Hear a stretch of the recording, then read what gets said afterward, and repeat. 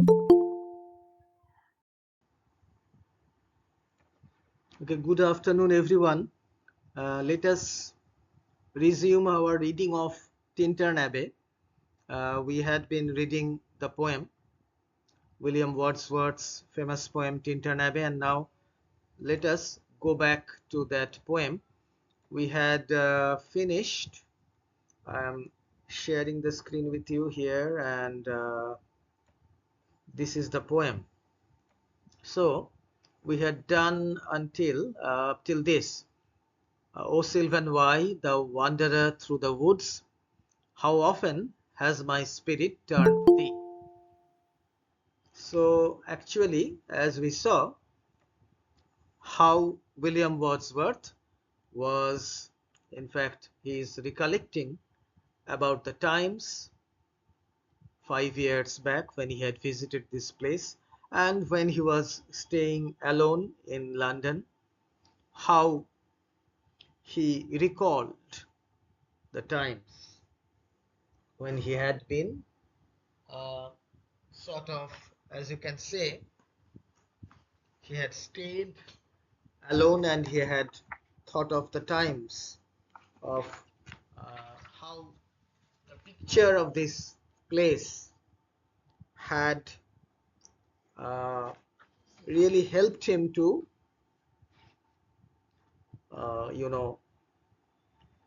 regain his calmness of mind. Now let us move on to this stanza, next one. And now, with gleams of half-extinguished thought, with many recognitions dim and faint, and somewhat of a sad perplexity, the picture of the mind revives again. So here he's saying that he is talking about of a kind of an experience, glimpse of half extinguished thought.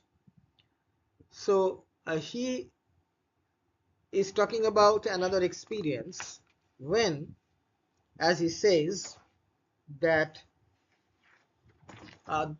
it becomes something like a kind of a gleam of half extinguished thought.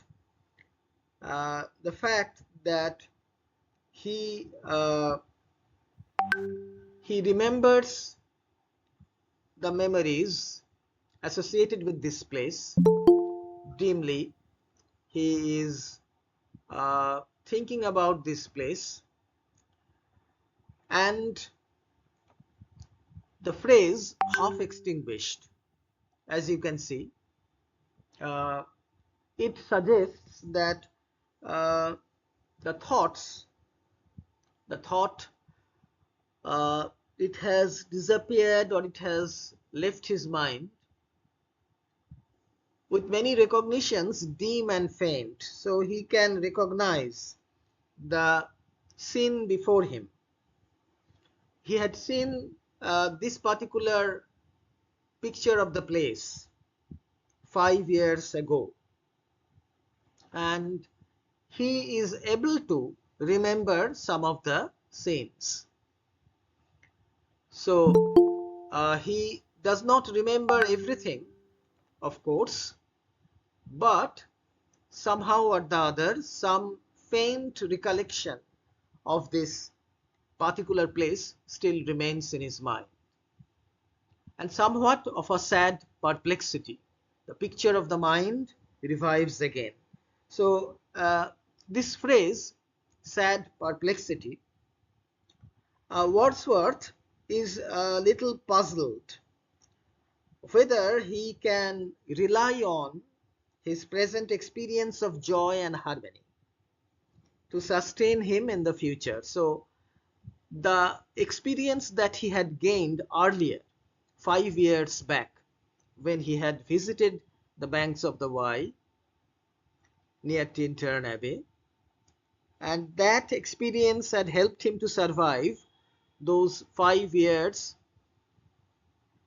which he had spent in the city, the unprofitable, the fretful star unprofitable life. He had been subject to depression and all that, as he had said, described in the previous stanza. So he is thinking. So he is a bit sad, perplexed, confused. The picture of the mind revives again. So the previous picture comes back to him. And this picture leads him to trace his different experiences he had had in his threefold, approach to nature. In his autobiographical poem, The Prelude, which is a very long poem, you will find Wordsworth looked at his relationship with nature in a kind of threefold relationship. The first is his boyhood approach to nature. Second is his youthful approach, and the fact that when he has matured, that's the third stage rather. While here I stand, not only with the sense of present pleasure, but with pleasing thoughts that in this moment there is life and food for future years. So Wordsworth is actually what he is thinking about. He is imbibing, he is taking in the sights and sounds of nature that he sees now. So while he is standing in this place, he is aware of the fact that he is enjoying the scene, the beauty of nature now. That is present pleasure. But with pleasing thoughts, his thoughts are going back to the time, or rather he is feeling or thinking in his mind that what he is experiencing now, what he is seeing now in this place, that is providing him with food for thought in the future years. Just as he had gathered certain experiences in 1793, and that had sustained him during his depressing moments for these 5 years, from 1793 to 1798. And now the experience that he is gathering would help him to survive for the next years in the future. And so I dare to hope, though changed, no doubt, from what I was when first I came among these hills. So he is saying that actually he is aware of the fact that he has changed. He is hoping that though he has changed, when like a roe is a deer, I bounded over the mountains by the sides of the deep rivers and the lonely streams, wherever nature led. So when he had come for the first time to this part, and he had been a young man. He had been quite young. He had been 23 years old, and he had been enthralled by the beauty of this place. And what had he done? He had he had started to run here and there, bounded over the mountains like a young deer by the sides of the deep rivers and the lonely streams. So he had been guided by instincts, as it were. He had been very joyful. He had been sort of guided by his instincts, like an animal, like a deer. So nature had led him here and there, and he had followed blindly, more like a man flying from something that he dreads than one who sought the thing he loved. So he's saying that it was a kind of a feeling or situation. It can be compared to someone who was running away from something that he feared rather than something that he loved. He was going here and there restlessly. He was in a very restless condition. So his state of, the way he was behaving during his first visit, that can be compared to a kind of a feverish activity, running here and there, like as if he was trying to avoid someone who was chasing him, like that. It was not something that a person who loved something and he was going to witness that. For nature, then, the coarser pleasures of my boyish days and their glad animal movements all gone by, to me was all in all. So here you will find in this poem, Wordsworth had enunciated, he has described in detail the stages of his reaction towards nature. So during that time, his love for nature was full of, it was a kind of a governed by his animal movements, like that. It was solely sensual. The coarser pleasures, that is sensual pleasures, which he heard and saw. So the sight and the sounds of nature. So he was like an animal. He has described himself as a deer. He has likened himself to a deer. So to me, nature was all in all. I was looking at nature for its beauty. I cannot paint what then I was. So it was a feverish kind of a feeling. And like a newborn lamb or a newborn deer, he had been running here and there.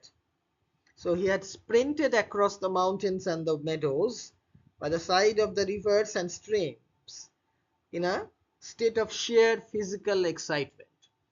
So that is the glad animal movements. Now his senses had been aroused, and beyond that there was very little awareness in him of nature. So beyond the sensual enjoyment of nature's beauty. So that was the first stage. It is difficult to describe him, as he says himself. And he says, I cannot paint what then I was. The sounding cataract haunted me like a passion. So the sounding cataract, the waterfall, and all that had haunted him. So his those boyish days. So it was like the love for nature was, governed by the sensual aspect. The tall rock, the mountain, and the deep and gloomy wood, their colors and their forms, were then to me an appetite, a feeling and a love, that had no need of a remoter charm, by thought supplied, nor any interest unborrowed from the eye. So the two sense organs that had been involved during this appreciation of nature, during the first part of his life that he describes here, those were the eyes and his ears. So the visual aspect and the auditory aspect. So that is why he says that the sounding cataract, the tall rock, so the different features of nature. So he was enthralled by them. The mountain, the deep and gloomy wood, the serious looking woods. So all the colors of nature, the different forms of nature, really it attracted him. So it was like an appetite, a hungry man, as a hungry person eats voraciously if one is hungry, and if he finds food, he gulps the food down. So it was like him. He was gulping everything down, as it were. when he had visited this place during 1793. A feeling and a love. So the love that he had felt for nature during that time had been a kind of a romantic love, and the senses had given him the visual images of nature. And it was a kind of a romantic yearning for nature. So that had no need of a remoter charm by thought supplied, nor any interest unborrowed from the eye. So the eyes were sufficient. What they could take in, obviously that was sufficient for him. He was not thinking of nature in uh, other terms, which he later did when he became a bit older. That time is past. So which time is he referring to? He is referring to his initial stage when he had been restless. He had been enjoying uh, nature's beauty in this way. So the boyish days are over, and uh, that is the time he is referring to. And all its aching joys are now no more, and all its dizzy raptures. So the enjoyment of nature was for him, it was a kind of a aching joy. You can see that this is a kind of a feeling that is a mixed feeling. It is full of pleasure and pain. So it is an oxymoron, as you know that it is a figure of speech where two opposite things are uh, sort of brought together. So aching joy. How can a joy be aching? A pain, of course, it can be aching, but Wordsworth's attitude to nature during that time was full of these aching joys. So the joy was so intense, it was so, you know, uh, deep, that it almost was painful. Dizzy raptures. So dizzy raptures also, it means that as if his head was going round and round, the rapturous joy that he was feeling. Uh, and therefore, again, we find that Wordsworth is trying to describe his feeling that he had experienced during the first stage, and that had been a strange kind of a feeling. It had been both painful, as it were, and it had been joyful. So it was an intense feeling.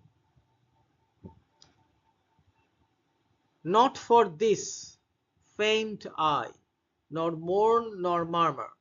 Faint here, of course, means losing heart. Uh, Nor mourn nor murmur. I am not complaining.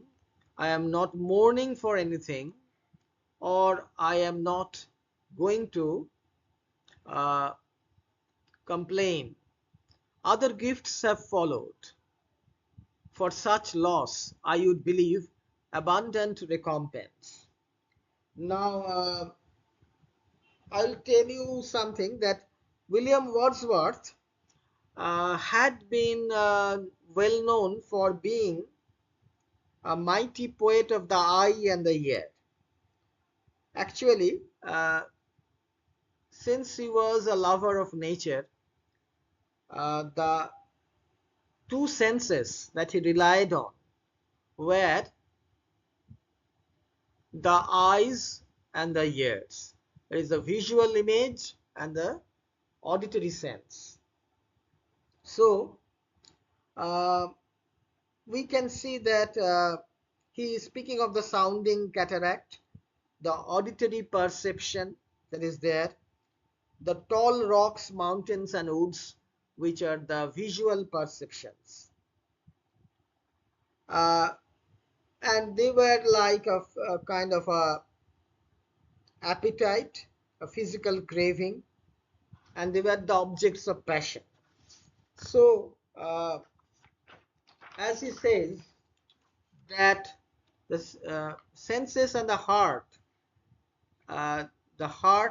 in the second stage resulted in a kind of a communication between the poet and nature, and no other thoughts or interests intruded into the state of total identity.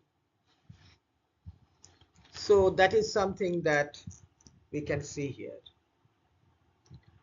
And of course, he is not approaching nature in this way now. And he says that his approach to nature is not like an appetite now.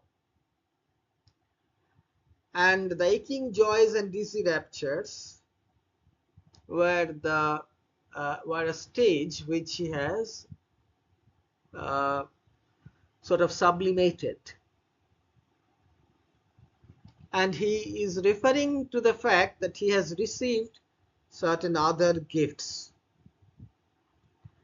And his youthful approach to nature,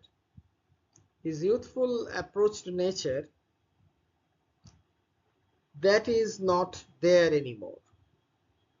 It did not last. So,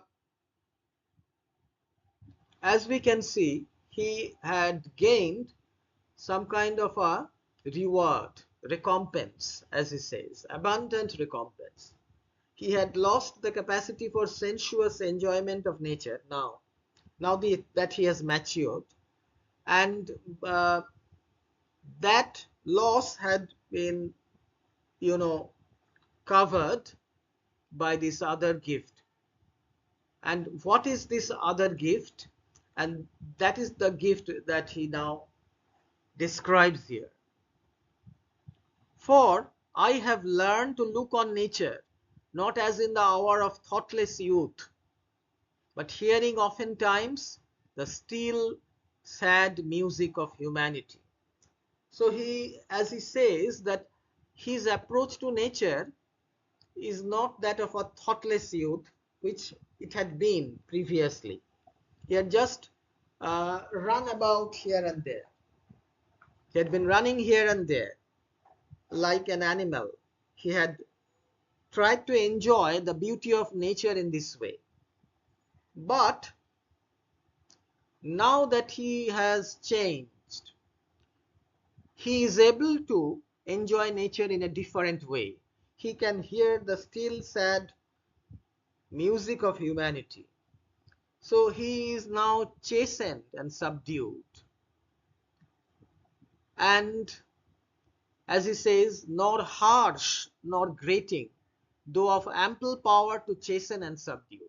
So this music of humanity is not harsh, or nor it is grating, it is harsh on the ears. So as he says that the earlier romantic stage that he had experienced, the earlier romantic stage, it had actually he had not had any concern for anything other than the enjoyment of nature in a sensuous way. Now that approach has changed. How? In this matured stage of his approach to nature, both the mind and humanity have been included. So that is something that it is a big change. So Wordsworth is now making a kind of a holistic approach, an integrated approach to nature. And it is a fusion of his senses, heart, mind and soul. So four things are working together. his senses, his heart, his mind, and his soul. So now he is able to understand that the spirit in him is identical with the spirit in nature.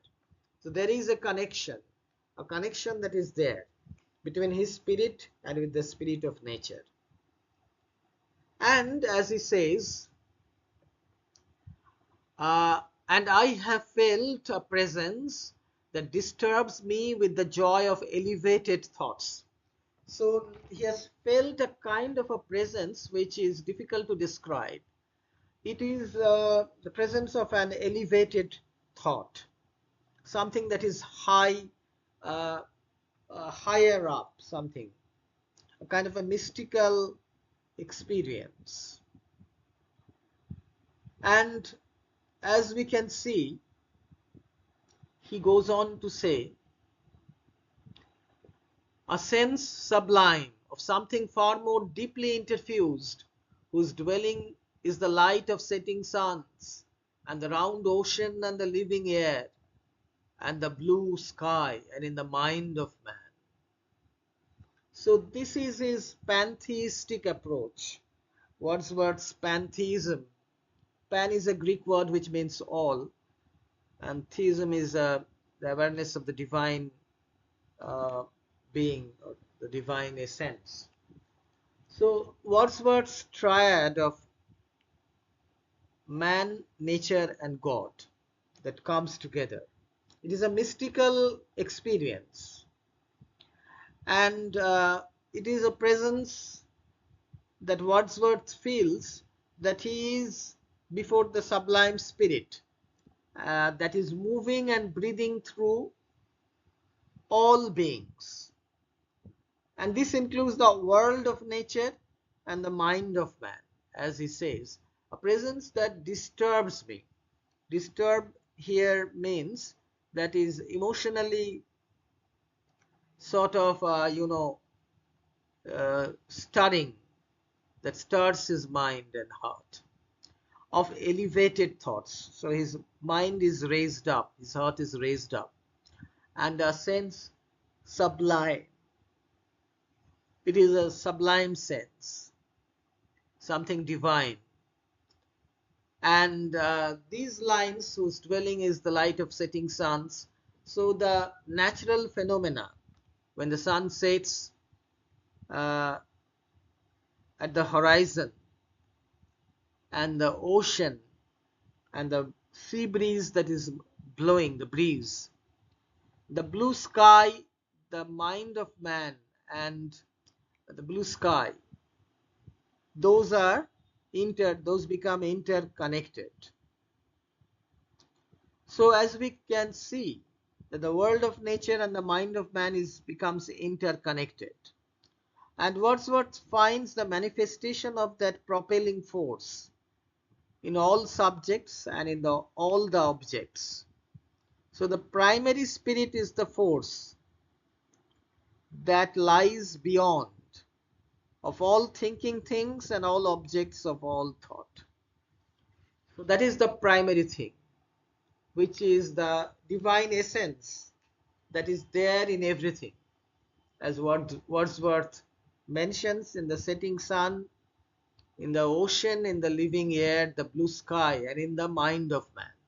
A motion and a spirit that impels all thinking things, all objects of all thought, and rolls through all things. So it is all pervasive, as we see here. It is a mystical experience, as we have said, and as we can see that it is unique of Wordsworth's.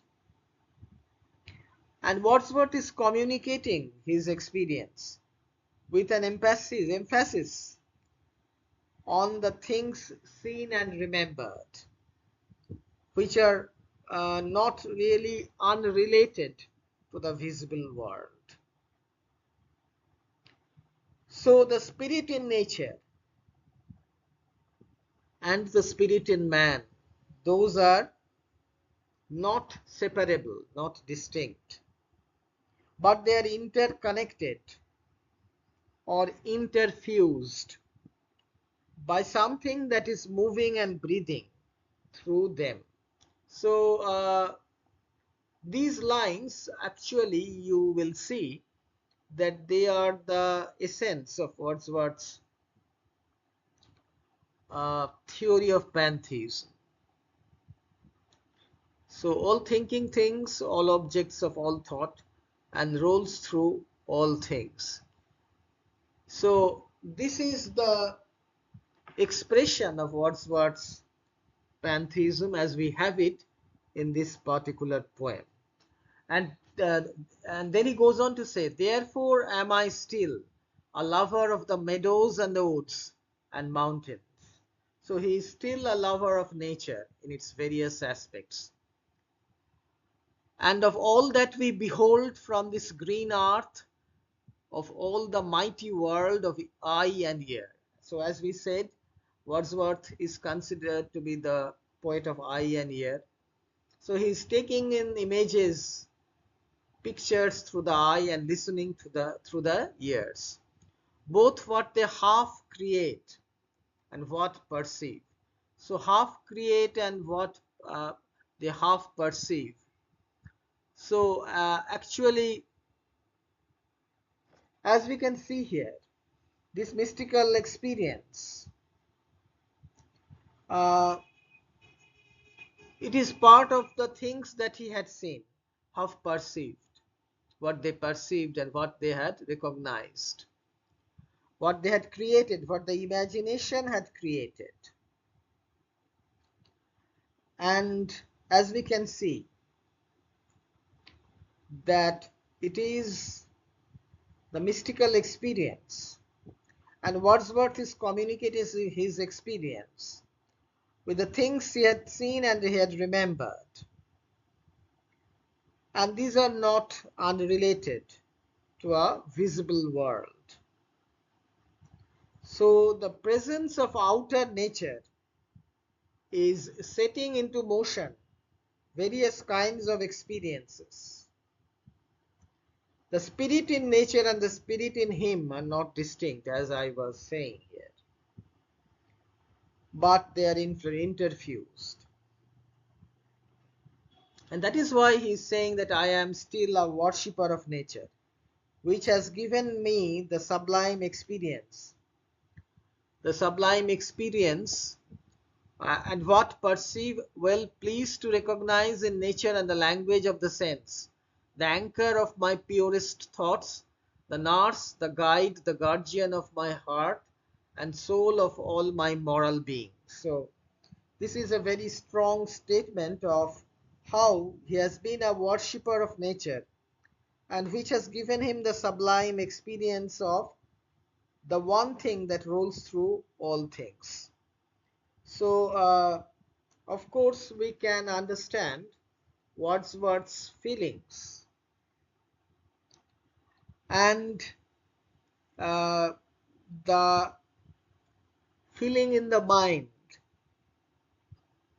and a kind of a tranquil restoration that he feels. So the innermost aspect of man is his soul, which relates itself to the spirit in nature, and it recognizes the identity of the two. So Wordsworth's thesis of pantheism, it is that the spirit in man is the same as the spirit in nature, and both are moved by the primary spirit of the universe. So the objects of nature are apprehended by eye and ear. Now, while man is totally absorbed in nature, what is outward or external comes to him through a selective perception made by the eyes and the ears. So they are the shaping spirits of his imagination, and they are acting on the selective perception. They help him to recognize in his nature the nature in the presence of the universal spirit. So without the presence of nature and his love for it, he could not have gained this sublime experience, as he says.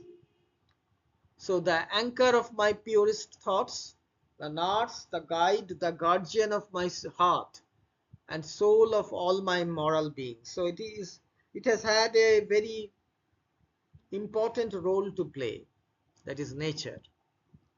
And in nature he has found the anchor of his purest thoughts. And it has acted as a nurse. A nurse takes care of the sick people. It has been as a guide. It has shown him the way, and it has been the guardian of his heart, a kind of a guardian. So it has been also a soul of all his moral being. So it has looked after him in all the aspects, as we can see here. Now there is this portion in the poem which is of course very important, and this mature love for nature enables him to love and love his fellow human beings. So it is this universal spirit of brotherhood, as we can see. Without the presence of nature and his love for it, he could not have gained this sublime experience. Now let us move on to the next stanza. Nor perchance, if I were not thus taught, should I the more suffer my genial spirits to decay. So he is saying that if I had not been taught by nature, I would not have been I would not have been like this. I would have not been creative. My creative powers, genial spirits, these mean creative powers, it would have been lost.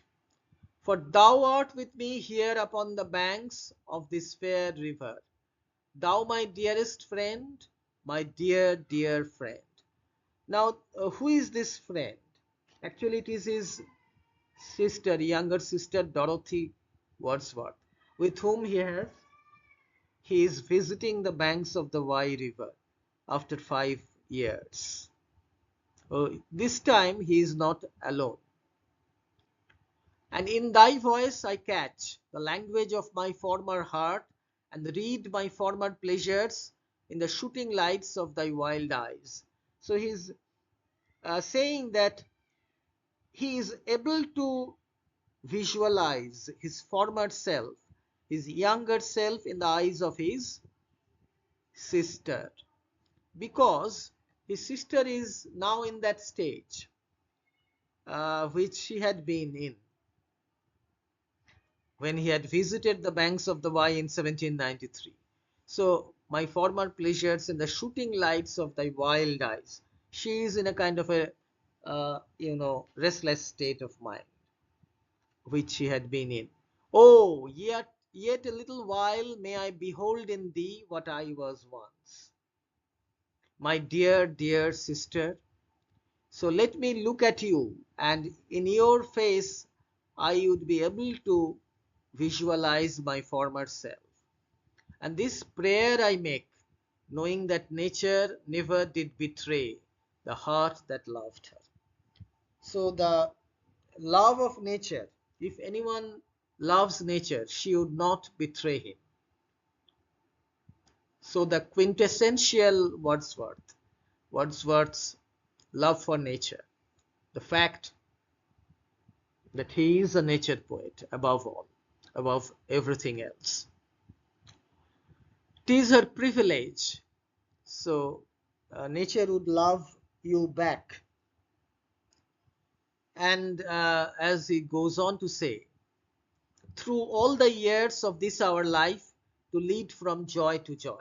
So nature would lead us on from joy to joy. For she can so inform the mind that is within us, So impress with quietness and beauty, and so feed with lofty thoughts. So Wordsworth had experienced this, how nature had been a kind of therapeutic medicinal influence on his depressed mind, and which he had recalled in this particular poem in the earlier stanzas. So how nature would lead a person from joy to joy, and she would be able to mend one's mind and to impress one's mind with beautiful thoughts, with quietness and beauty, lofty thoughts, sublime thoughts. So what would happen if that influence of nature is there? That neither evil tongues, rash judgments, nor the sneers of selfish men, nor greetings where no kindness is, nor all the dreary intercourse of daily life shall e'er prevail against us, or disturb our cheerful faith, that all which we behold is full of blessings. So here, as you can see, Wordsworth is talking about the gifts of nature. What would one get in return for loving nature? Loving nature would bring in all these things. The evil tongues, the criticism of evil men, the rash judgments made by critics or people, the selfish people who would sneer at, who would make fun of you, the greetings, the false greetings, where there would be no kindness or love, and the dreary intercourse of daily life, that is the day-to-day life, the drab, boring life which Wordsworth experienced, shall e'er prevail against us. So all these things have the, sometimes they could or they can disturb us, but that would not be the case if one loves nature. Nature would heal the wounds of the heart and the mind, and our cheerful faith would remain. It would not be disturbed, that all which we behold is full of blessings. So everything around us would appear to be joyful and full of blessings.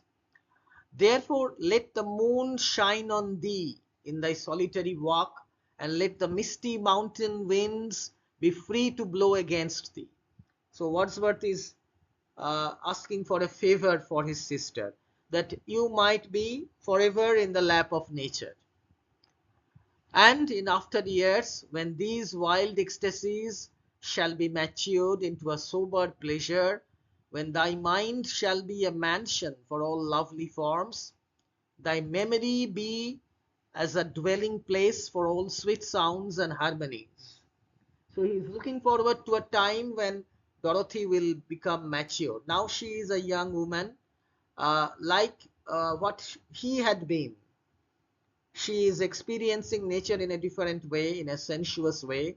But when she would become mature, she would understand nature, look at nature in a different way, the way he is looking at nature now. So the wild ecstasies would be sobered and matured. So her mind will become a home, a mansion for the lovely forms, the images, lovely images of nature. And her mind would become a memory for it would be a kind of a dwelling place for all the sweet memories, the sweet sounds and harmonies. Oh, then, if solitude or fear or pain or grief should be thy portion, with what healing thoughts of tender joy wilt thou remember me and these my exhortations. So he's saying that if uh, you are alone, if you are fearful, you are in pain, or you are sad, should be thy portion. Portion means your inheritance or something that you have to endure. Then at that time you will be able to think about these healing thoughts of nature, and you will then remember me, what I had said to you. What I am saying to you now would come back to you. My exhortations. That is uh, the way I am asking you to remember nature. Nor perchance, if I should be where I no more can hear thy voice, nor catch from thy wild eyes these gleams of past existence. So, a future time, he is talking of a future when he would be dead, that he would not be able to share or look at her eyes and see himself. So, wilt thou then forget that on the banks of this delightful stream we stood together? So, will you forget me?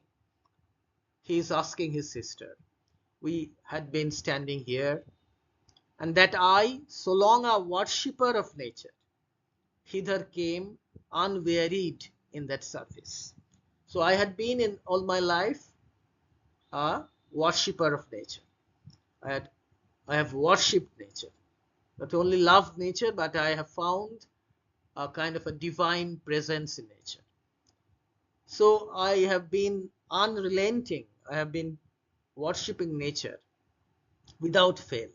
Rather say, with warmer love, oh, with far deeper zeal of holier love. So there is something religious, something divine, something holy in his love for nature. So you can say he's talking about this towards the end of the poem, of the divine aspect of nature. Nor wilt thou then forget that after many wanderings, many years of absence, these steep woods and lofty cliffs, and this green pastoral landscape were to me more dear, both for themselves and for thy sake. So you will remember that at that point of time when I would not be there with you, you will remember that this green pastoral landscape, this beautiful landscape, it had been dear to me because for its own sake, of course, because I am a lover of nature, a worshipper of nature, but also for the fact because uh, you were present with me. So because I could look at my former self through your eyes. So it is a kind of you can say the poem ends here, and Wordsworth, at the end of the poem, what he does, he is how he actually tries to blend the past and the present. So Wordsworth, his sister Dorothy, the intellectual perception of nature, the aesthetic perception of nature, and the emotional perception of nature. So nature is being looked at from three angles. So the revelation of one's emotional thoughts, emotions, philosophical experience. So that is what Wordsworth is talking about here. So this is the, you can say, the poem as we have it here.